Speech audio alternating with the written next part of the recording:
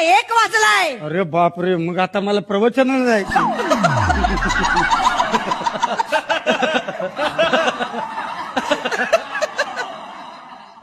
Time to time पोचवला. अरे रात्रीच्या 1 वाजता तुझ्या बापान ठेवलंय प्रवचन. अहो प्रवचन नाही ऐकलं तर पोटात अन्नाचं कण जात नाही माझ्या. अरे कसलं प्रवचन. हे बघा, दारूचे वाईट फायदे आणि पैशाचे विकास. हा? नाही विकास नाही, चौथा. हा असं प्रवचन येते ते. त्या प्रवचनाला तुम्ही जाता. हा हा. कोण देतं प्रवचन. कोण म्हणून काय विचारत. हा. अहो मोठे परमपूज्य जगत माता भामाबाई मारकुटे. या कोण आहेत. माझी अर्धांगिनी.